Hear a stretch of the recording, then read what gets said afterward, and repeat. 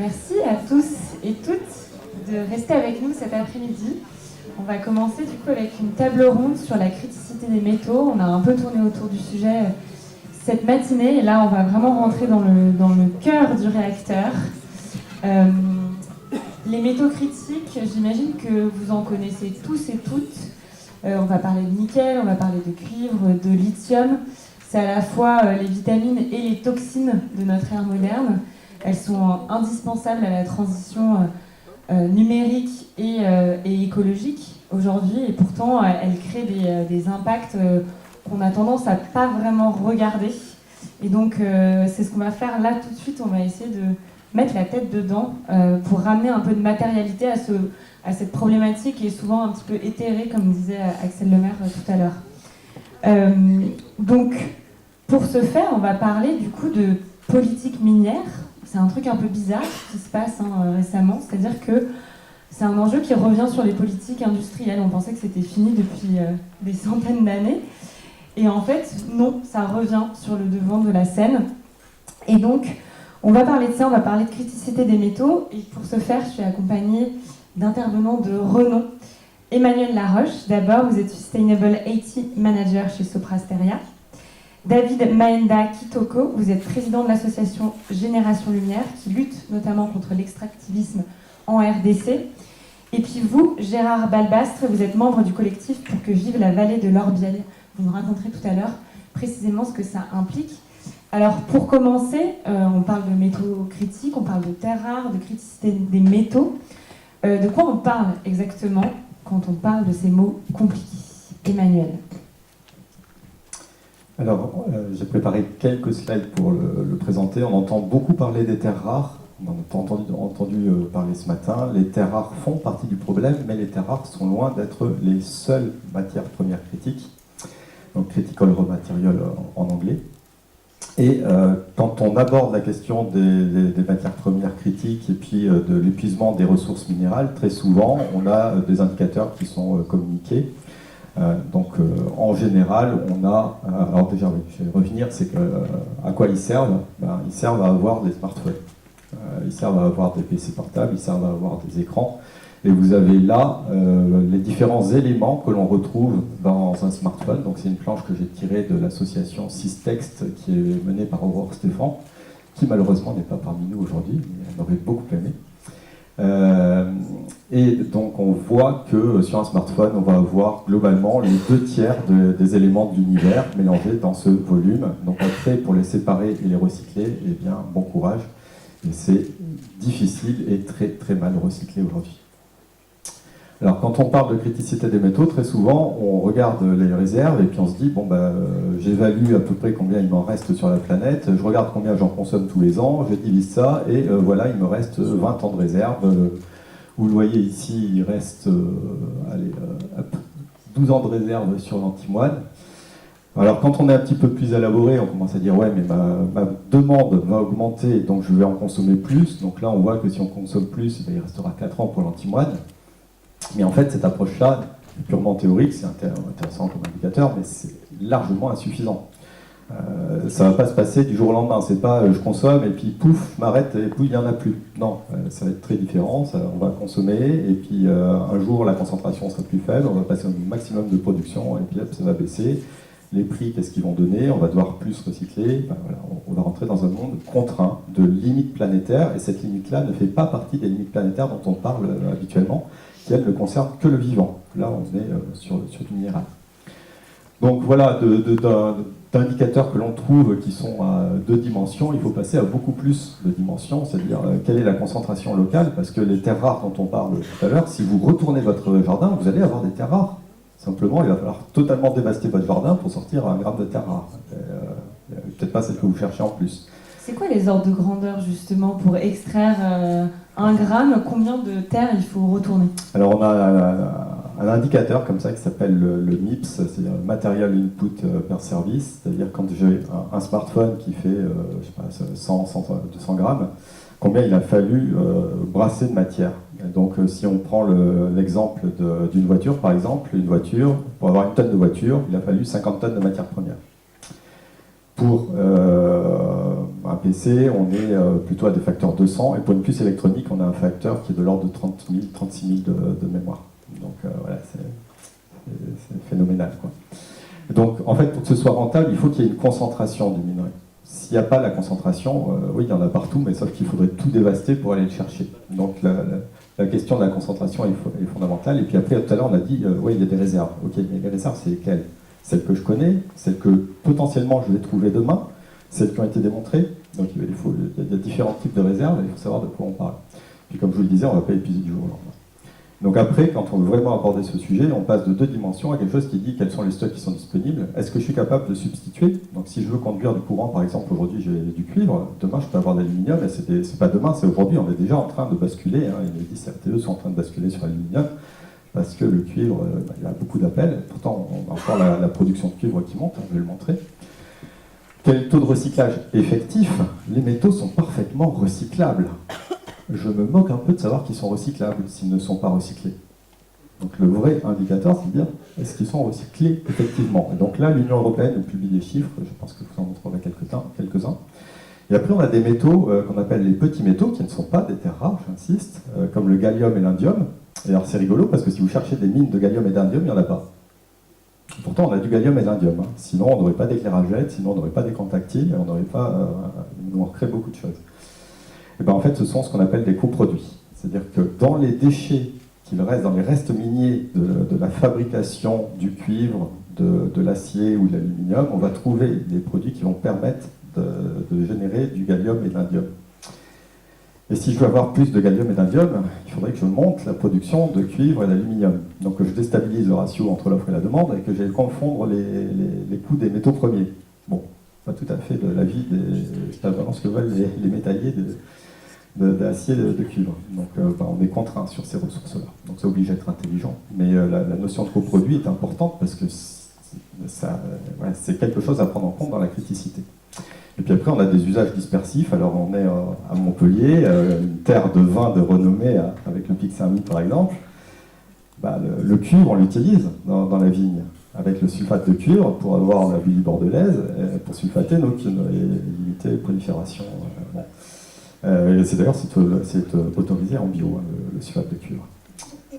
Le cuivre, une fois que je l'ai balancé dans mes champs, pour le récupérer et le recycler, bon courage. Le dioxyde de titane très utilisé dans l'aéronautique, le métal le plus énergivore, aujourd'hui le dioxyde de titane est très utilisé pour avoir du dentifrice qui soit blanc. Parce que s'il est belge, on ne l'achète pas. Bon. Peut-être pas un enjeu absolument indispensable pour l'humanité d'avoir du dentifrice blanc, mais c'est comme ça dans les peintures, très utilisé. Donc ça, c'est des usages dispersifs, on ne recyclera jamais ces métaux-là, donc on les perd. Donc on voit bien qu'à un moment, plus on aura d'usages dispersifs, plus on va épuiser la ressource, et tôt ou tard, effectivement, il en restera beaucoup, beaucoup moins. Et puis après, il y a des enjeux géostratégiques. Axel en a parlé ce matin. Quand on est à 100% dépendant sur les terres rares en Europe par rapport à la Chine, l'aspect géostratégique est fort. Quand Trump veut taxer à 30% la Chine dit pas de problème, moi je ferme le robinet à terres rares.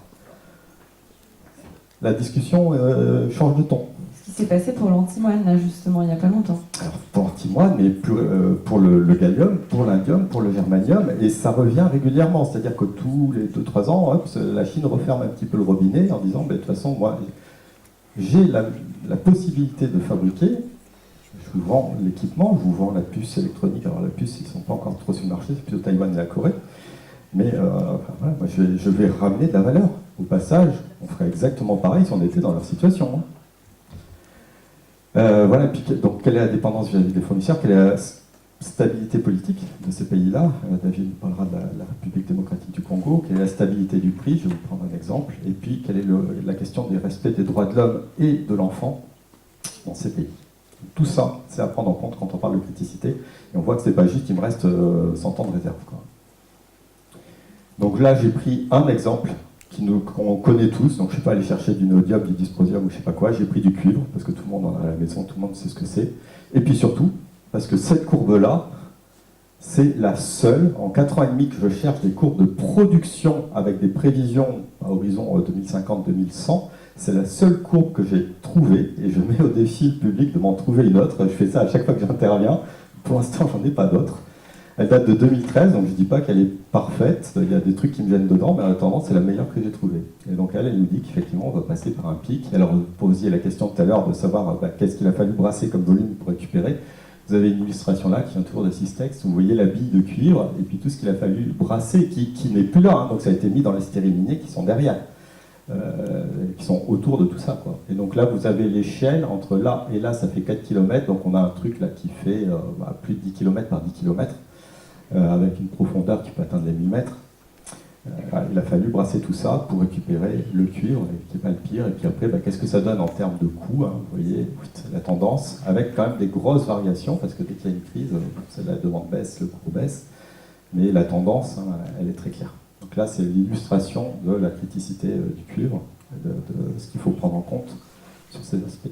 Et puis après, pour illustrer la dimension sociale, et je vais m'arrêter là, parce que moi, c'est joli, mes belles photos, et puis mon PowerPoint, là, mais moi, j'ai jamais mis les pieds au Sud Kivu, je pense que j'aurais bien du mal à le faire. Par contre, David en vient, et donc il aura beaucoup plus de pertinence et de vécu pour pouvoir en parler, sur cette région qui est grande comme Auvergne-Rhône-Alpes et dans laquelle je disais jusqu'ici qu'il y avait 180 groupuscules armés et ça a juste doublé entre-temps, depuis l'intervention qui était début 2024, maintenant on est au double, donc avec une activité de ces groupuscules armés qui ont pour vocation de prendre une mine pour en tirer l'argent, pour acheter les armes, pour aller chercher la mine d'à côté. Et vous imaginez dans quelle situation vivent les populations sur place. Et David en parlera beaucoup mieux que moi. Oui, justement, parce que là, en vous écoutant, on a une vision hyper macro du problème et c'est hyper intéressant. Mais si on est un peu cynique, on peut se dire, bon, c'est pas notre problème, quoi. Donc, après tout, ça ne me concerne pas. Et c'est pour ça que je trouve que votre présence ici, David, elle est hyper intéressante parce que vous avez vécu cet extractivisme dans votre chair et vous avez un témoignage qui est d'autant plus fort. Est-ce que vous pouvez nous raconter, du coup, ces conséquences en RDC ? Oui, merci. Je vais revenir aux conséquences, mais tout à l'heure, j'ai assisté depuis ce matin à un narratif très immatériel du numérique. Et peut-être que c'est l'occasion qui m'est donnée de rappeler quand même que le numérique, désolé, mais c'est très très matériel, ne serait-ce que sur les infrastructures. Et donc le discours sur l'intelligence artificielle, le discours sur le nuage, voilà, on a quand même un narratif très, si je peux me permettre le jargon, déconnecté de certain nombre de choses. Donc, maintenant, je peux commencer par ça. Alors, je fais partie des 4 millions des réfugiés externes, les chiffres sont aujourd'hui à remettre à jour, des réfugiés externes de la République démocratique du Congo qui ont fui le pays à cause de l'accès aux ressources. Peut-être là aussi, rappeler quelques chiffres qui peuvent être parlants. On a parlé du cuivre. Le Congo produit chaque année 5,36 millions de cuivres par an, ce qui en fait le deuxième plus grand pays producteur de cuivre au monde, je crois après le Chili. Mais on est dans le top 5, top 10 dans pas mal de choses, notamment le fameux cobalt dont on parle. 60% du cobalt mondial provient de la RDC. Et 80% du coltan mondial provient de la RDC. Alors j'ai constaté qu'il y a des gens qui ne connaissent pas forcément le coltan, mais dans vos outils électroniques, vous avez dans les condensateurs du coltan.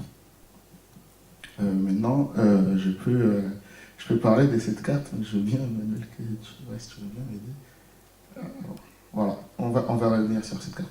Comme vous pouvez le voir, dans le nord, donc Ituri, dans le nord Kivu et dans le sud Kivu, il y a une concentration de ressources qui sont nécessaires du coup pour l'électronique. Et si vous regardez bien sur cette carte, c'est là où se concentrent aussi les bandes armées. On le disait, l'année dernière, j'ai fait cette conférence, je disais qu'il y a, selon les Nations Unies, 130 bandes armées. Le rapport des Nations Unies qui est sorti en 2024 montre que ça a doublé. On est à 266 groupes armés dans l'Est de la RDC. Tous pointés là où se trouvent les ressources minières. Ce qui permet d'abord de dire que ce n'est pas un lobby des Africains de s'entretuer, il y a un lien de causalité entre cette guerre et l'accès aux ressources minières pour l'électronique et donc par ricochet pour le numérique. Autre chose que je voulais rappeler, ça fait 30 ans. J'ai 29 ans aujourd'hui, donc moi je suis né dedans. Ça fait 30 ans que ça existe et ça fait 30 ans qu'on produit des rapports chaque année pour dire la même chose. On a installé on a mis une industrie. Le Congo est un hécatombe géant des Congolais.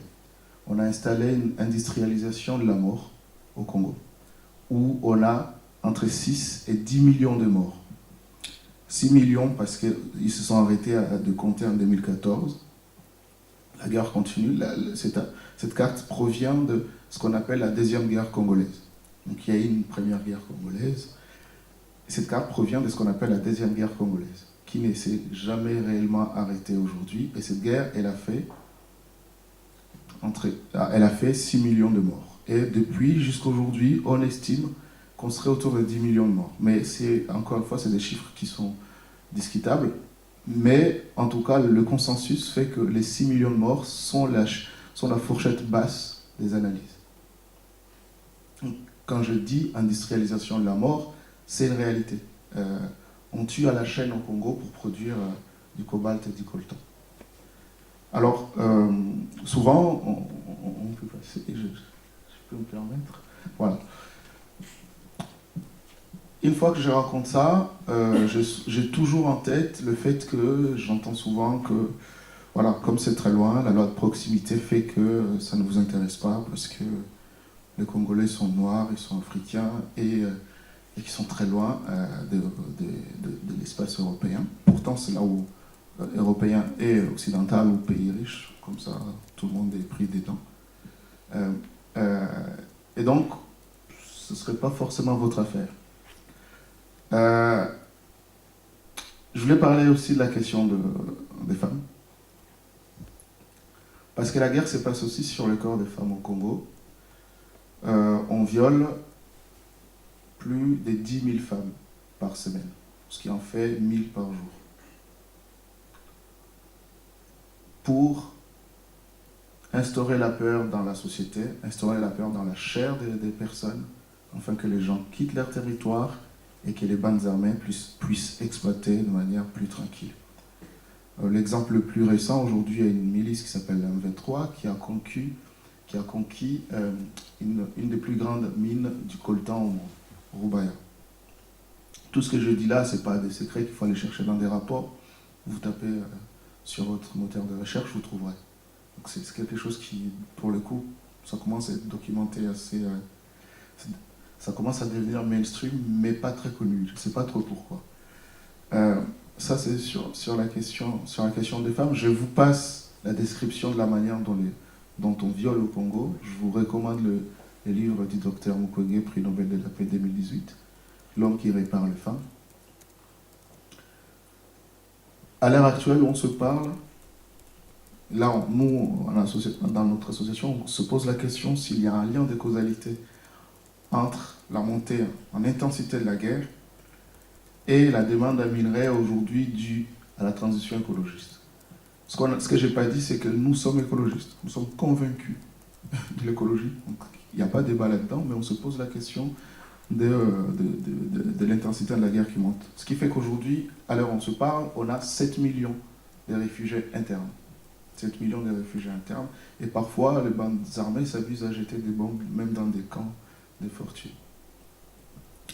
Et quelque chose, encore une fois, si l'aspect humain ne vous touche pas, parce qu'on est dans le Green IT, je disais tout à l'heure que nous, on est une asso contre l'extractivisme. On a une démarche d'écologie décoloniale qui consiste à mettre tous les rapports de domination ensemble et appeler ça écologie.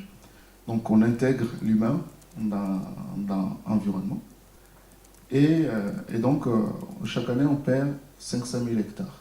Ça fait une dizaine d'années que c'est comme ça.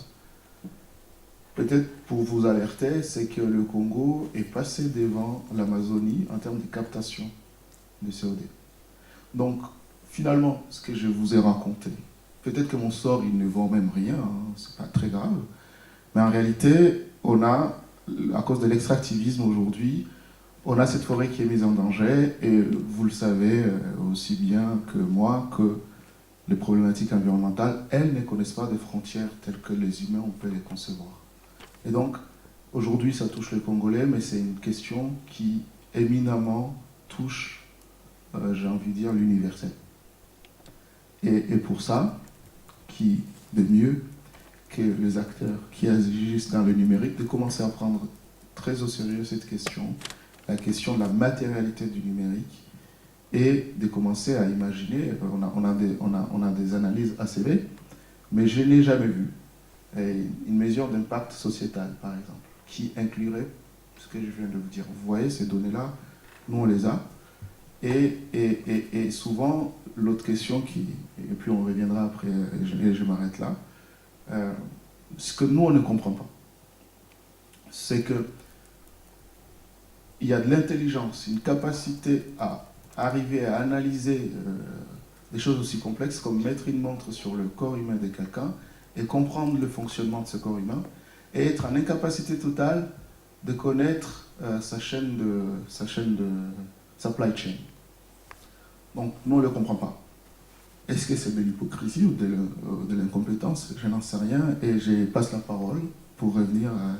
Je sais que vous attendez à des solutions. Donc on pourra peut-être en parler tout à l'heure. Oui, avant de passer à ça, merci beaucoup pour votre témoignage.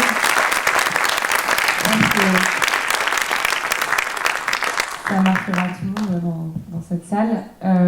Vous parlez de la loi de la proximité tout à l'heure et c'est super intéressant parce que on a souvent tendance à se dire que les mines, c'est loin, ça ne nous concerne pas, c'est pas notre problème.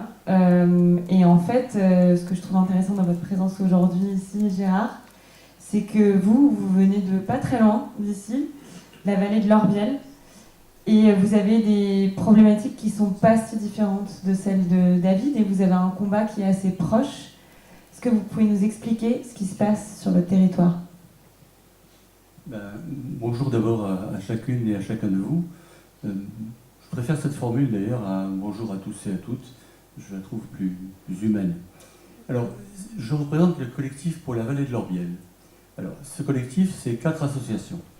C'est assez bizarre, vous allez voir leur intitulé. La première, c'est classique, c'est une association de riverains, donc ceux-là, ils ont intérêt à être dans ce combat-là, qui s'appelle Terre d'Orbiel. La deuxième association, c'est une association qui s'appelle l'UFC Que Choisir. Bizarre pour une écologie, parce que Que Choisir, c'est les consommateurs, et notamment, ils ont un problème qui les préoccupe beaucoup et qui nous préoccupe à nous aussi, qui est le problème de l'eau.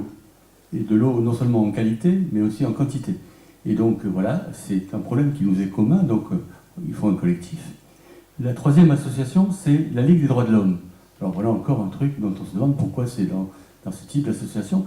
Simplement parce que les droits humains et la dignité de la personne est profondément en cause. Et la quatrième association, c'est donc le Secours catholique, aussi bien au niveau local, régional que national. Alors pourquoi ça ? C'est simplement parce que l'Aude, le département de l'Aude, dans lequel se situe la vallée de l'Orbiel, au nord de Carcassonne, le département de l'Aude est le deuxième département le plus pauvre de France. Et il se trouve que la vallée de l'Orbiel, qui vient de la Montagne Noire, est dans la zone la plus pauvre de l'Aude. Et donc, concluez tout de suite que là, on a une situation en signe de fragilité et de précarité, et donc qui fait qu'on se sent obligé nous-mêmes de s'en préoccuper et de l'accompagner dans sa démarche et dans ses combats. Alors, le bassin versant de la vallée de l'Orbiel, tout ce qui fait l'environnement de l'Orbiel, affluent de l'Aude, et de ses affluents en même temps à l'Orbiel, est traditionnellement, quand je dis traditionnellement, c'est un mot qui est inadapté, et depuis des siècles, une vallée minière. Des siècles, c'est vrai, parce que c'est bien avant les Romains, il y avait déjà des mines dans cette vallée. Donc, mais par contre, jusqu'au XIXe siècle à peu près, le fait qu'il y ait des mines dans cette vallée ne posait pas d'énormes problèmes. Par contre, à partir du moment où, au fin du XIXe siècle, on a commencé à découvrir de l'or, là, les problèmes se sont accrus et se sont multipliés. Alors, il faut savoir d'abord que quand on extrait de l'or d'une mine, on extrait en même temps de l'arsenic. Et la vallée de l'Orbiel et la mine de Sarsine, qui est dans la vallée de l'Orbiel, était la première productrice d'or en Europe, mais aussi en même temps la première productrice d'arsenic dans le monde. on a une petite vallée, là, qui est à 1 heure de route d'ici, où le cours de l'arsenic était mondialement fixé. Alors, pourquoi cette espèce d'aberration? Simplement parce que l'arsenic a toujours servi, depuis la Première Guerre mondiale, à faire des gaz de combat, et parce que pendant la guerre du Vietnam, donc on est dans une période plus récente, eh bien, l'arsenic a servi à fabriquer l'argent bleu et l'argent orange, qui ont servi à défolier les forêts nord-vietnamiennes. Et donc, à partir de ce moment-là, le cours de l'arsenic, évidemment, a grimpé énormément. Quand la guerre du Vietnam s'est arrêtée, l'arsenic n'a plus rien valu, et c'est devenu un déchet. Alors, la mine s'est arrêtée en 2004, mais les déchets, eux, ils sont restés. Donc, l'or est parti, les fortunes faites à partir de l'or sont parties, mais les déchets, eux, et la pollution, elle est restée dans les terrils, dans les collines, etc. Qu'est-ce qu'on en a fait de ces déchets, justement? On va le voir. D'accord. Et donc, le problème, c'est que ces déchets, ils sont dans des terrils, mais avec le changement climatique, il y a eu des inondations, et notamment des inondations inhabituelles, énormes.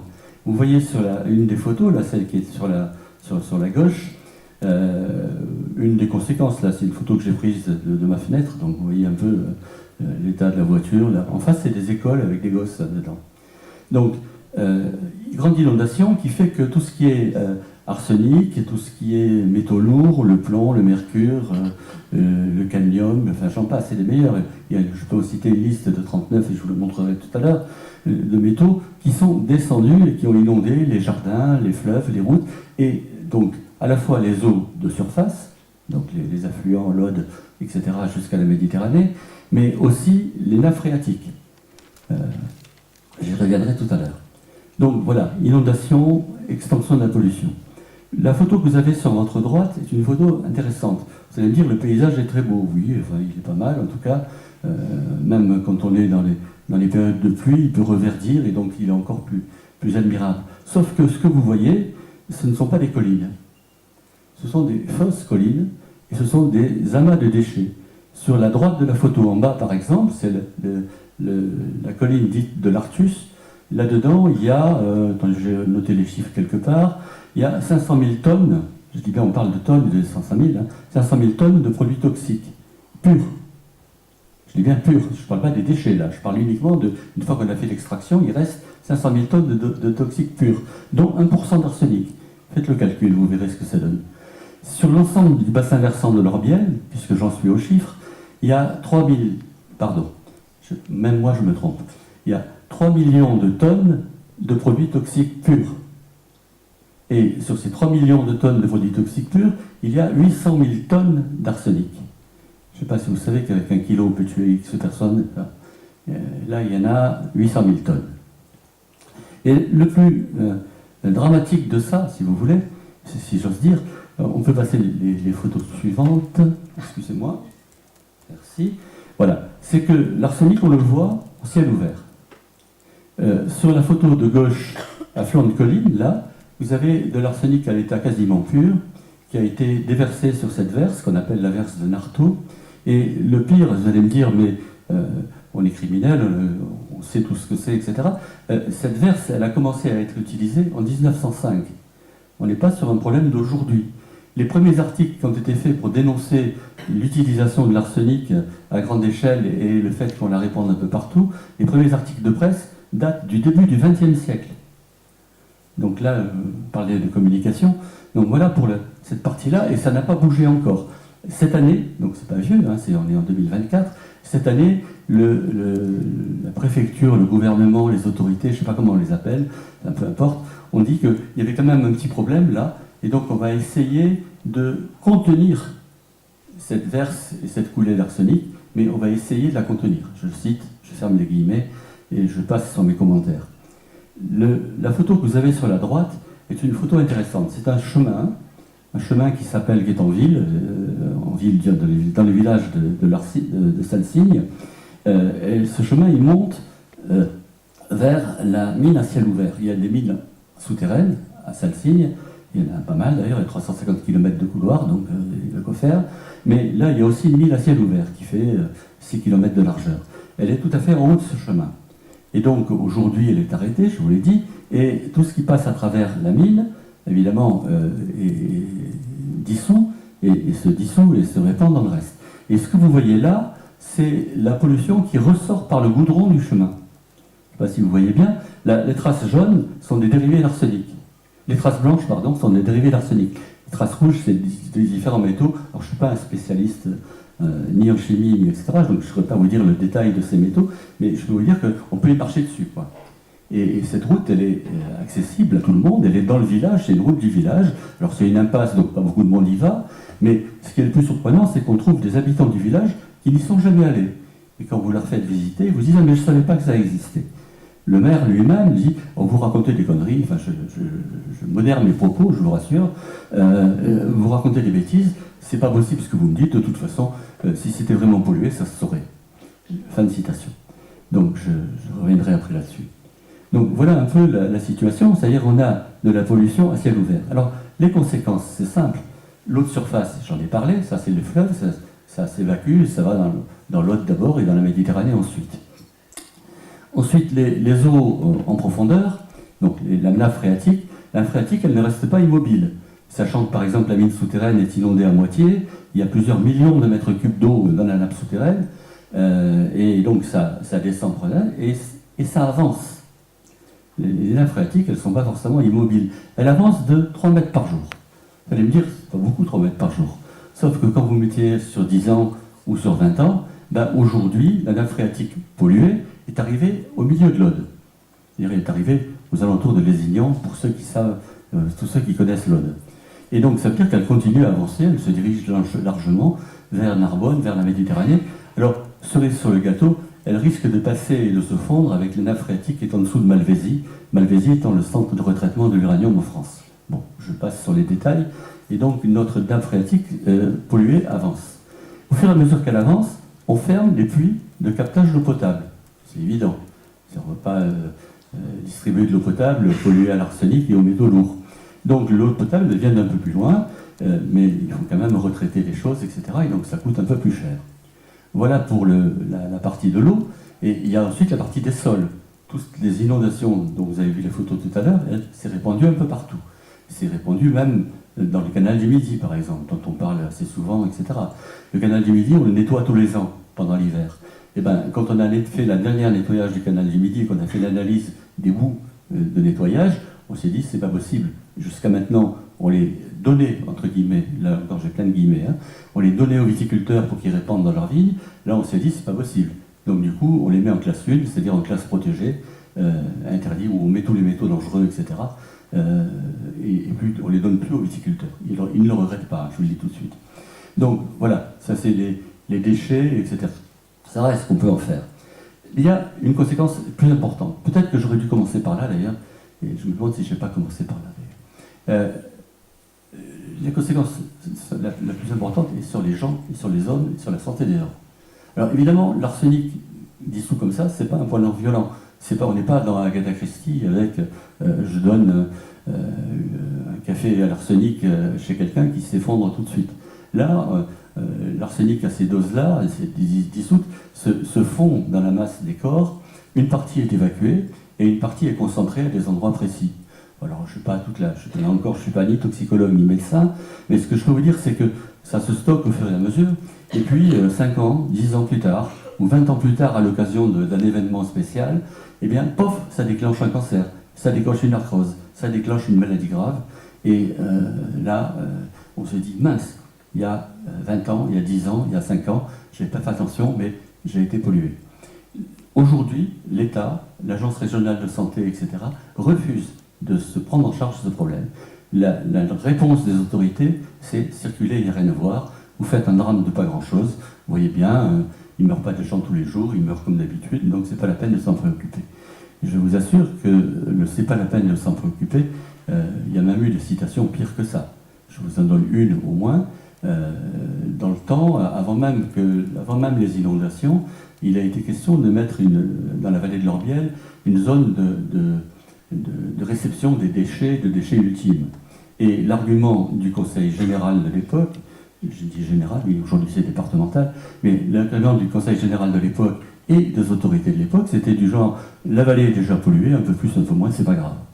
Donc, j'ai une expérience personnelle de séjour à la fois en Afrique de l'Ouest, en Afrique centrale ou ailleurs, je me croyais revenu à cette époque-là dans la réaction des autorités de l'époque vis-à-vis du tiers-monde. Et la vallée de l'Orbiel est considérée réellement, le fait qu'elle soit une des plus pauvres de France accrédite cette thèse, est considérée comme le tiers-monde de la France. Voilà un peu ce que je pourrais, dans un premier temps au moins, vous indiquer. On n'aura pas beaucoup de temps pour le deuxième temps, malheureusement, mais je pense que je parle au nom de tout le monde pour se dire, ok, là, on a quand même dépeint un tableau hyper sombre. Donc maintenant, qu'est-ce qu'on fait? Et je vais laisser à David la lourde tâche d'essayer de synthétiser quelques pistes d'action concrètes qu'on pourrait faire, alors à l'échelle personnelle, mais aussi à l'échelle de dirigeants d'entreprise qui sont potentiellement présents ici aujourd'hui.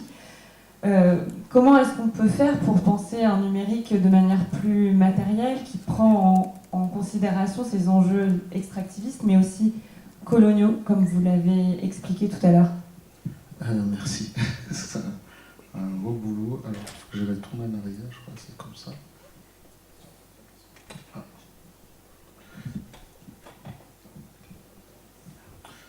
Oui, alors, est-ce qu'on peut revenir à une carte sur la régulation? Parce que c'est important aussi pour qu'on montre.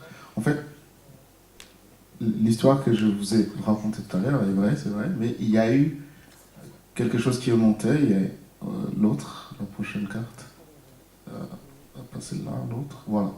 Il y a eu d'abord, on peut se dire que juridiquement, il y a des tentatives de choses. On a parlé du CRD aujourd'hui.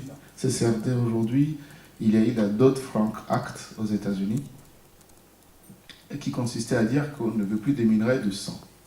Tout à l'heure, quand Emmanuel parlait de criticité des minerais, il y a aussi une catégorie de minerais de sang qui n'ont plus le droit d'entrer dans les territoires, que ce soit européens ou américains.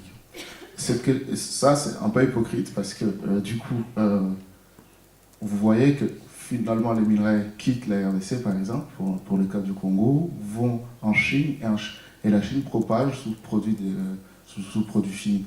Donc on peut s'interroger sur un certain nombre de régulations, sur si finalement elles sont hypocrites ou pas, mais en tout cas elles sont inefficaces, et l'inefficacité provient du fait qu'elles ne sont pas contraignantes. Donc l'une des solutions, c'est comment on rend un certain nombre de textes assez contraignantes. Je suis devant un certain nombre de chefs d'entreprise et je sais que c'est quelque chose qui n'est pas souvent agréable à entendre, mais peut-être qu'il faut aussi passer par là pour changer des pratiques. En termes de solutions, maintenant, voilà. Alors, techniquement, on s'est posé aussi des questions, parce que cet été, on a fait une marche. On a une association militante. On ne fait pas que parler dans les conférences. On essaie de mener aussi des actions de terrain. Donc, on a fait une marche cet été depuis Besançon jusqu'à Strasbourg, au Parlement européen. Leur première journée de rentrée, et on était là. Donc, on a amené cette tribune et un certain nombre de propositions, notamment une résolution, dans laquelle il y avait la question du droit à la réparation. Le droit à réparer, je pense qu'ici vous le connaissez tous, et dans lequel ce qu'on demande réellement, c'est déjà de prévoir la réparabilité dans les outils, dans les outils qui sont produits, parce que dire le droit à réparer, c'est bien, mais si ça n'est pas prévu d'emblée, en fait ça ne sert à rien. C'est cette hypocrisie que j'essaie de dénoncer au début. Et aussi, l'autre côté, c'est comment la politique publique s'applique dans ce cadre-là, et donc on a imaginé le fait que ça pourrait, par exemple, on pourrait avoir des politiques publiques de café, de repère café, où les gens vont s'approprier vraiment l'outil, vont comprendre l'outil et vont savoir le réparer eux-mêmes. Donc ça ramène finalement à un questionnement de modèle d'affaires. Par exemple, on est à l'iPhone 16, on a organisé un boycott mondial sur les réseaux sociaux, on a nos contradictions aussi. Et contre l'Apple 16, on voit que s'il suffit de changer de téléphone chaque 2 ans, pas forcément, il y a la question de criticité, et il y a aussi les résultats qui est celui des bandes armées qui se multiplient, par exemple la RDC, pour toujours capter ses ressources, les vendre à plus cher parce que les demandes ne cessent d'augmenter. Et ça, c'est une question. L'autre question, c'est aussi on a parlé également du fait du renoncement. Je parle de truc un peu choquant, mais tout simplement, le renoncement, nous on l'a entendu de cette façon-là. Si environnementalement parlant, ça n'est pas neutre, et si ça pose des problèmes des droits humains, ben peut-être que le produit finalement, qu'il soit performant économiquement, il n'a pas de sens pour la société. Et donc pourquoi le produire? Ça c'est une question qu'on peut se poser.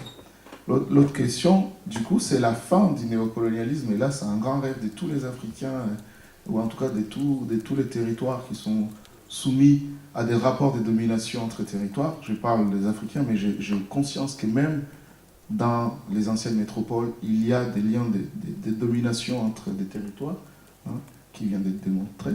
Et donc la fin du néocolonialisme, nous on l'entend très simplement. Tout à l'heure on a parlé du Green Deal, qui a été pas encore quelque chose d'assez positif, mais dans lequel on a des accords avec des pays qui justement font la guerre pour accéder aux ressources. J'ai parlé du rapport des Nations Unies 2024 sur la RDC qui montre qu'il y a, par exemple, le gouvernement rwandais qui finance cette bande armée dont je vous ai parlé pour capter des ressources et les faire blanchir au Rwanda et le propager un peu partout dans le monde. Et l'Union européenne, 19 février de cette année, signe un accord avec ce même régime pour l'approvisionnement durable des minerais. Tout le monde sait, les géologues, tout le monde sait que le Rwanda n'en a pas dans son sous-sol, ou en tout cas très très peu, pas une capacité à fournir un espace qui contient 450 millions de consommateurs. Donc on se pose la question de la colonisation là derrière et comment est-ce que ces rapports sont faits et surtout comment on maintient des régimes, parce que ce même régime avec qui l'Union européenne a signé et le président est en son 4e mandat et dans lequel il gagne toujours les élections à 99%. On signe des accords avec des présidents qui ont des résultats aussi aberrants que celle-là. Voilà, la fin du colonialisme, très concrètement, c'est aussi dans les rapports qu'on maintient avec des États, avec des régimes qu'on soutient. Et c'est aussi la fin des rapports de domination entre l'humain et le non-humain, entre les humains et les non-humains. J'ai parlé des femmes. On a vu que la guerre, c'est pas sur le corps des femmes.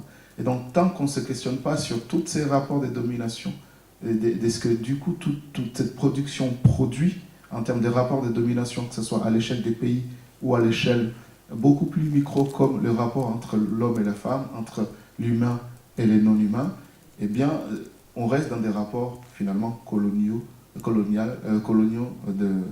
la manière d'habiter la Terre et qui du coup devient problématique. Voilà. Merci David, merci à tous les trois. On n'a pas énormément de temps, mais je voulais quand même voir s'il y a quelques questions dans la salle. On va essayer d'en prendre quelques-unes. Je vois une main levée ici.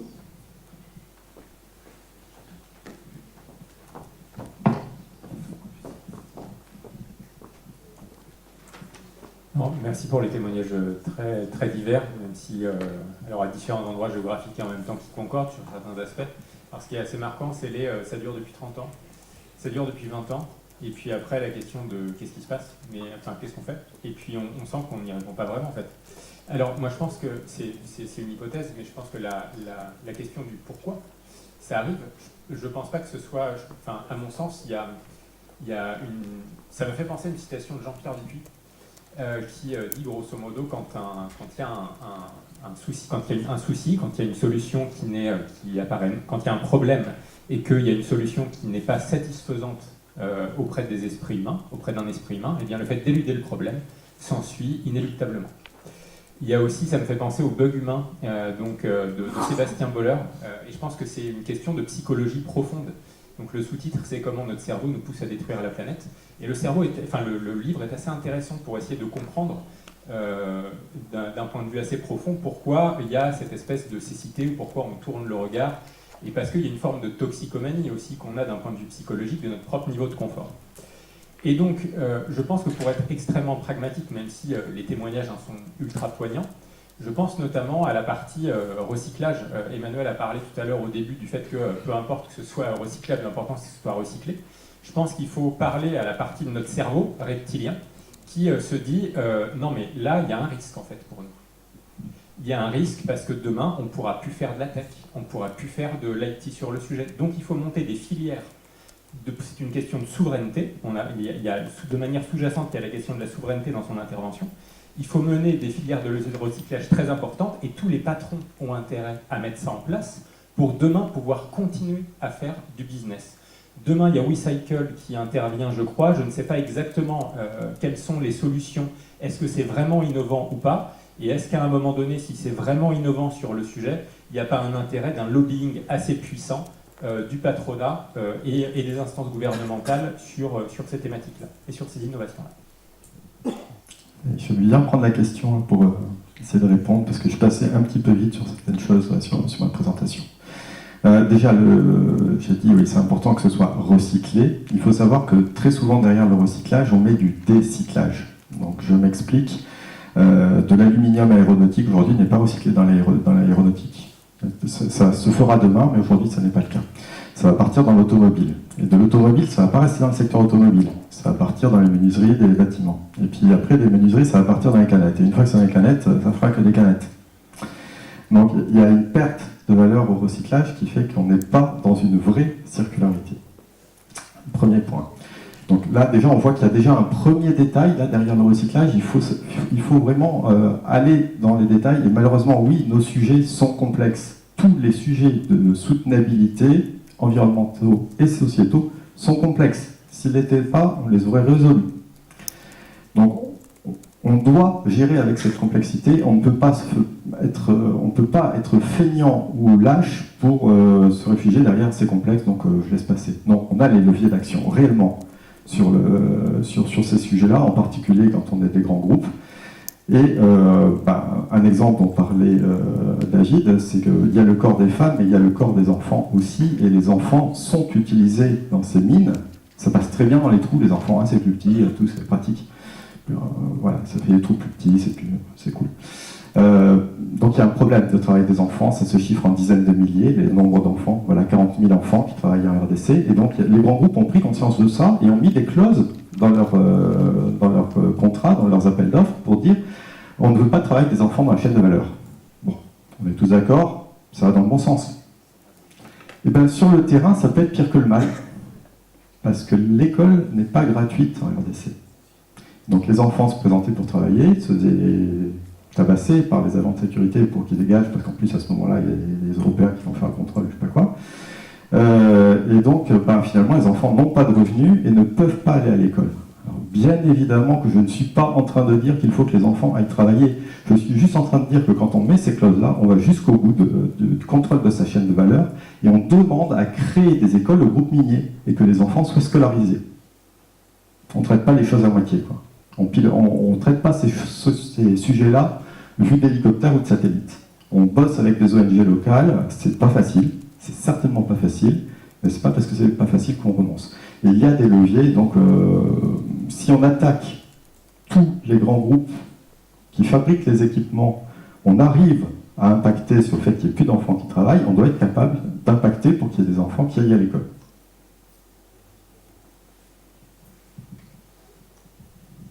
Merci. Gilot de Navana, je pense que vous le connaissez. Merci pour vos témoignages poignants. Question, je pense, particulièrement orientée pour David, mais peut-être que les autres pourront répondre.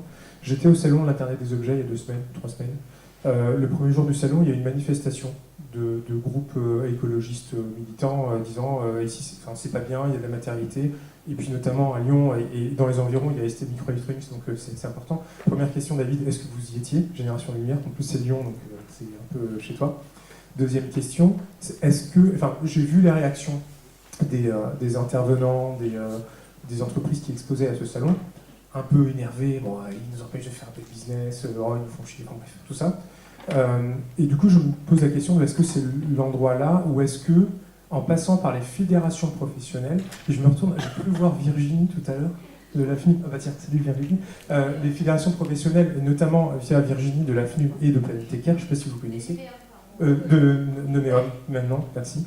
Mais bon, il y a AFNUM avec Clara, Numéum, etc. Via ces fédérations professionnelles, est-ce que vous leur avez déjà parlé pour venir auprès de ces professionnels de la fabrication des terminaux, des logiciels, pour leur faire les mêmes témoignages là que l'on a là? Bon, nous on est Green IT Day, donc les gens un peu un peu sensibilisés, alors que je pense que via Virginie avec Planète Équerre, il y a peut-être moyen d'atteindre des gens qui sont un peu plus loin du sujet et leur faire toucher ça. Alors, je vais répondre sur les thèmes d'action, mais rapidement, parce que je vois que mon collègue à côté, il veut répondre aussi. Première chose, nous, en termes d'action, on est sur tous les terrains. On n'a pas le choix, tout simplement. Comme je le disais, il y a une industrialisation de la mort. Partout où les solutions peuvent provenir, on y est. Mais maintenant, est-ce que ces entreprises-là sont prêtes à entendre le discours qu'on a? C'est ça aussi la question qu'il faut se poser. Parce que pour nous, ça passe par des politiques publiques, parfois ça peut passer par la contrainte. Est-ce que vous êtes prêts à entendre ça? Ou vous êtes guidé uniquement par des performances économiques, et donc, quelque part, tant que vous n'arrivez pas encore à percevoir, parce que parfois, juste dire qu'on fait des choses bien, ça peut être aussi vendeur, mais parfois, quand ça n'est pas perçu, tout de suite, alors on rejette. Donc ça, c'est une question, mais on est tout à fait disponible, disposé à discuter avec n'importe quel acteur pour montrer ce qui se passe et pour voir comment ça peut orienter une politique ou une manière de faire. On a fait un boycott mondial de l'iPhone 16 par exemple. Et c'est le SIDO dont tu parlais au début.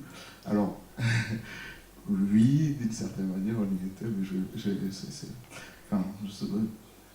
faut dire que les autres acteurs associatifs aussi, aujourd'hui, on commence aussi à se connaître, à se reconnaître entre nous, donc on se tient informé.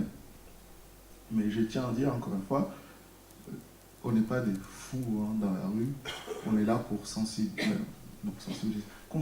les gens, pour qu'ils prennent conscience de ça, et peut-être qu'ils agissent différemment. Ou qu'ils arrêtent d'agir parfois, parce que parfois c'est pas nécessaire. Quand on voit des comptoirs au Congo, personnellement, j'ai envie de les arrêter, ce comptoir, parce que ne serait-ce que pour les droits des travailleurs, ce n'est ni à faire. Ici, ça ne peut pas se faire.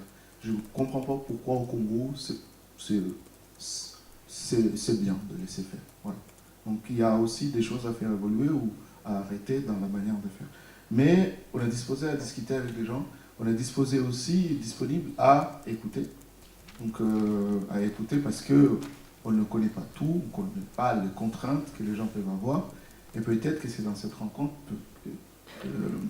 que peut naître, par exemple, ce qu'on souhaite faire, une capacité beaucoup plus accélérée à aller convaincre les politiques à agir au niveau législatif. Donc nous, on est là, si je peux dire ça. Et après, on fait des actions militantes parce que la société civile a le droit aussi de connaître. Parce que c'est dans cette société civile qu'il y a aussi deux consommateurs qui, pour la plupart du temps, ne sont pas du tout au courant des choses qui sont faites. Et même parfois, et ce n'est pas leur faute, parce que parfois même les entreprises ne sont pas au courant. Dans la chaîne de valeur, parfois les gens ne connaissent pas tel produit, comment il vient, comment il est produit aussi. Donc voilà, il y a aussi l'enjeu de l'information qui est derrière. Pardon. Merci David. 3 réponses rapides. La première, sur les solutions possibles, je pense que la première, c'est un mot qu'on a utilisé à d'autres époques, c'est le confinement. Confinement, alors pas des gens évidemment, mais confinement des zones polluées. On a pu confiner le réacteur à Tchernobyl, c'était autrement plus compliqué que de confiner un terril pour éviter qu'il y ait des fuites. Donc ça me paraît être la première chose, puisque tant qu'on n'a pas confiné, ça continue à s'infiltrer, les nappes phréatiques continuent à être polluées, elles continuent à être avancées, et on continue à polluer le reste du territoire. Donc, premièrement, confinement, ça c'est le premier réflexe. Deuxièmement, de ces masses confinées, qu'est-ce qu'on fait? La solution, une partie de la solution en tout cas, c'est d'utiliser le matériel de déchets, si j'ose dire, pour le retraiter et en quelque sorte en extraire tout ce qui est extractible. Ça évite de refaire une mine à côté et ça évite d'utiliser des déchets. Ça coûte finalement beaucoup moins cher. Sauf que les intérêts économiques ne sont pas les mêmes et puis qu'il faut encore accentuer la recherche et donc créer des instituts de recherche, etc. à partir de ces zones confinées. La troisième chose qui me paraît importante, et je finirai par là, c'est la communication. Ça veut dire qu'on a des zones extrêmement polluées à moins d'1 heure de route d'ici, et je ne fais pas de sondage, mais je suis persuadé que 80% d'entre vous ne le savez pas. Et ils ne le savaient pas pourquoi. Non pas parce qu'ils n'ont pas voulu le savoir, mais simplement parce que l'intérêt d'un certain nombre de groupes miniers, l'intérêt de l'État, c'est que ça ne se sache pas. Et donc, y compris avec des pressions sur les groupes de presse, y compris avec des pressions sur les acteurs économiques, pour pas que ça se sache. Et donc, mon souhait le plus facile, ce serait que vous le fassiez savoir. C'est très simple, vous savez, vous allez sur Google, par exemple, vous tapez Vallée de l'Orbiel, et vous en avez pour 200 pages, si vous cherchez. Et donc, à trouver, c'est facile, mais encore faut-il savoir que ça existe. Merci à tous les trois pour votre témoignage. Et on a vraiment 2 secondes. Juste en termes de réglementation, parce que je n'ai pas répondu dans les leviers d'action, Ouais. il y a bien sûr la réglementation, et l'Europe a publié un Critical Raw Material Act qui est orienté d'un point de vue stratégique, mais qui a pour but de définir des objectifs en termes de circularité, en termes de recyclage, en termes de limiter les importations et les ratios, mais qui va amener aussi à ouvrir des mines en Europe, et donc à faire face à cette réalité. Et je terminerai là-dessus avec un gros point d'interrogation sur la manière dont ça va se passer. Oui, c'est tout un enjeu de se dire est-ce qu'on va finir par ouvrir des mines en France, sachant qu'effectivement, les mines propres n'existent pas, contrairement à ce que Google dit par exemple. Merci à tous, on a un peu débordé, mais c'était fascinant. Je vous invite maintenant à aller rejoindre l'atelier pour lequel vous êtes inscrits, qui va bientôt commencer. Donc voilà, il s'affiche pas encore à l'écran, mais oui, il s'affiche à l'écran, c'est bon. Pour ceux qui nous rejoignent demain, je vous dis à demain à Toulouse pour poursuivre toutes ces réflexions sur la cybersécurité, sur les métaux. On reparlera de recyclage, notamment des métaux critiques, de déchets électroniques. Et puis pour celles et ceux pour qui ça s'arrête aujourd'hui, je vous dis très bon atelier. Et toutes les conférences et toutes les tables rondes seront disponibles en replay. Merci beaucoup, bon après-midi. Merci.